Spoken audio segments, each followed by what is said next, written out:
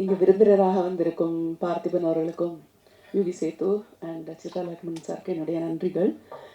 இந்த படத்தோட சம்மந்தமே இல்லாமல் வந்திருக்கீங்க. யூகி சேத்து எப்போவுமே ரொம்ப ஜெனரஸ், என்னை பற்றி நிறைய காம்ப்ளிமெண்ட்ஸ்லாம் கொடுப்பாரு. இவர் காம்ப்ளிமெண்ட் கொடுத்தா அந்த பாராட்டை ஏற்றுக்கிட்டு சந்தோஷப்படணுமா இல்லை வீட்டுக்கு போய் கில்ட்டியாக ஃபீல் பண்ணி ஒன்றுமே பண்ணலையேனம்மா அப்படி நம்மளை குத்திக்கிட்டோமான்னு தெரில. அதுதான் அவரோட இன்டென்ஷன் நினைக்கிறேன். பட் அப்படிலாம் இருக்கணும், இருந்தால் தான் மற்றவங்களுக்குலாம் அடடா you are not being productive, ஏதாவது பண்ணணுமே அப்படின்னு தோணும். அதுவும் நடுவில் நிறைய பேரெல்லாம் எடுத்து விட்டாரு. எத்தனை பேருக்கு அந்த பேரெல்லாம் ஞாபகம் இருக்குதுல்ல. ஜாக்ஸ் தாத்தியோட எக்ஸ்பிரஷன் அவங்க ஃபேஸில் பார்த்தேன் அப்படின்ட்டாரு.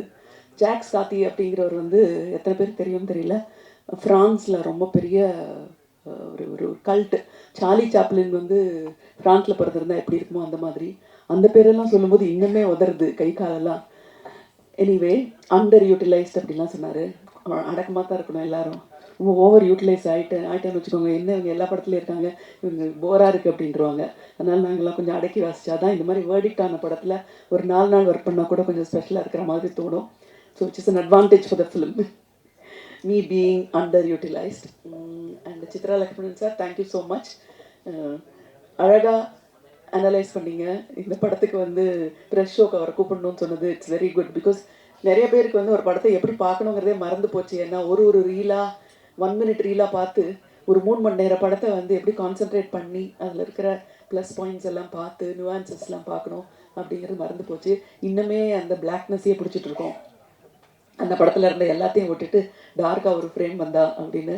ஆனால் நம்ம ஐஃபோனில் பிளாக் ஒரு டென்சிட்டி தானே பார்த்து நம்ம அட்ஜஸ்ட் பண்ணிக்கிறோம். இப்போது ஒரு ஃபோட்டோ எடுத்துகிட்டு ஐயோ பிளாக்னஸ் இல்லையேன்றோம். ஸோ முக்கியமாக கருப்பு இருந்தால் தான் வெள்ளை உலகத்துலேயே. ஸோ இதெல்லாம் புரிஞ்சுக்கணும் அப்படின்னா யூவி சேத்து மாதிரி, நம்ம சித்ரா லக்ஷ்மணன் மாதிரி ஏன்னோ வெரி பேலன்ஸ்ட் அண்ட் ரொம்ப எக்ஸ்பீரியன்ஸ் இருக்கிற ஃபிலிம் பர்சனாலிட்டிஸ் இருந்தால் தான் நம்ம சினிமாலேருந்து என்னெல்லாம் எடுத்துக்கலாம் அப்படின்றது தெரியும். பார்த்திபன் அஃப்கோர்ஸ் என்ன பேச போகிறாரு தெரியல. ஐ திங்க் உங்களுக்கே தெரியல. கோபிக்காக தான் அப்படின்னு சொல்லிட்டு சொன்னாங்க. கோபி ஒரு ஃப்ரெண்டு. கோபி எப்படின்னா, இப்போ நான் பண்ணுற எல்லா ப்ராஜெக்ட்லேயும் கோபி இழுத்துருவேன். என்னோட தொண்டு நிறுவனமான நாமில் வந்து அவர் ஒரு ட்ரஸ்டி. சென்னை இன்டர்நேஷ்னல் ஃபிலிம் ஃபெஸ்டிவலில் அவரும் அந்த கமிட்டியில் இருப்பார். அப்புறம் கொல்லப்பொடி அவார்டு, நேஷ்னல் அவார்டு உண்டு, அதுலேயும் அவரை இழுத்துருவேன். ஸோ ஆனால் அவர் என்ன இழுத்தா நான் போக மாட்டேன். அதுதான் வந்து யூஸ்வல் ஒரு என்ஜிஓ பர்சனோட ஆட்டிடியூட். அது ஆம்பே டிஸ்ட்ரிபியூட்டர் மாதிரி நம்ம எல்லாத்துக்கும் வருவோம், யாருக்கும் நம்ம போக மாட்டோம். அப்படி வந்து ரொம்ப உறுதியாக இருந்த என்னை இழுத்தது வந்து இந்த படத்தோட இந்த சப்ஜெக்ட்.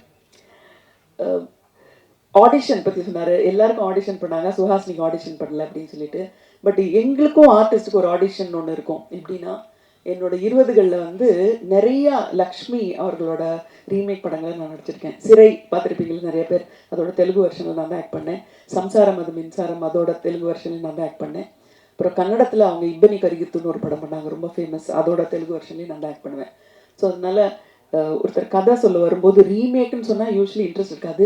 இது லக்ஷ்மி மேடம் பண்ணியிருக்காங்க தமிழ்லையோ இல்லை கன்னடாலேயோ அப்படின்னோட, ஓ அப்படியா அப்போ நல்லாயிருக்கும் அப்படின்னு சொல்லிட்டு I use to get interested. Because ஒரு ஃபில்டர் அவங்களே பண்ணிட்டாங்க இல்லையா, அவங்க பண்ணிட்டாங்க. ஸோ அதனால் நான் எனக்கு அந்த ஹோம்ஒர்க் இல்லை.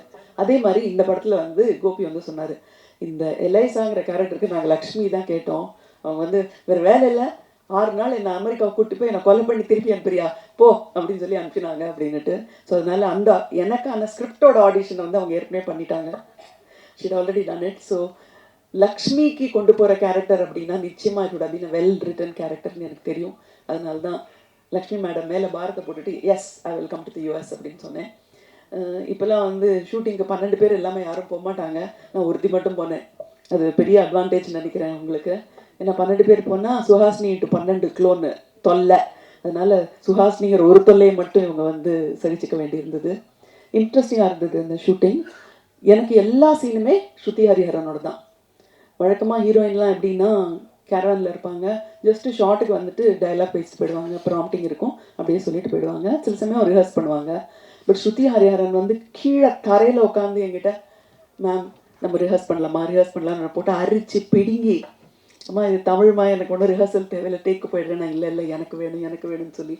இன்ட்ரெஸ்டிங்காக இருந்தது. ஒரு பிளேயில் ஆக்ட் பண்ணுற மாதிரி டைலாக்லாம் படித்து எல்லாம் இன்ட்ரெஸ்டிங்காக இருந்தது. ஸோ சங்கருக்கு வந்து கிருஷ்ணசங்கருக்கு நாங்கள் வந்து ஒரு பிரச்சனையே கொடுக்கல. ஏன்னா ஷார்ட் ரெடினோடனே நாங்கள் ஏற்கனவே ரெடியாக இருப்போம்.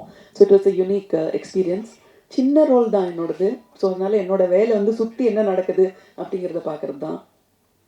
இங்கே இருக்கிறவங்க எல்லாம் வந்து ஃபேமிலி பீப்புள் தான். சினிமா ஷூட்டிங் ஒரு நாளைக்கு அப்படிங்கிறது உங்கள் பொண்ணோட கல்யாணம் அப்போ என்ன கலாட்டா நடக்குமோ அதெல்லாம் ஷூட்டிங்கோட ஒரு நாள் நடக்கும். சும்மா விளையாட்டுக்கு சொல்ல, எங்கள் வீட்டிலலாம் கல்யாணம் தான் எல்லாரும் பயப்படுவாங்க, நான் மட்டும் ஜாலியாக இருப்பேன். ஏன்னா எங்களுக்கு தினம் கல்யாணம் தான் சினிமாவில். உங்கள் கல்யாணத்துக்கு 2000 பேர் தான் வருவாங்க, எங்கள் கல்யாணத்துக்கு 5000 பேர் வருவாங்க அப்படின்னு சொல்லிட்டு இருப்பேன். ஸோ கிட்டத்தட்ட ஒரு கல்யாணத்தோட கலாட்டா எல்லாமே ஷூட்டிங்கில் இருக்கும். அதை சின்ன யூனிட் எடுத்துகிட்டு போயிட்டு ரொம்ப பிரமாதமாக சமாளித்த கோபிக்கும் ராஜிக்கும் என்னுடைய வாழ்த்துக்கள். கங்க்ராச்சுலேஷன். செய்திகளை உடனுக்குடனும் துல்லியமாகவும் தெரிந்து கொள்ள சப்ஸ்கிரைப் பண்ணுங்க.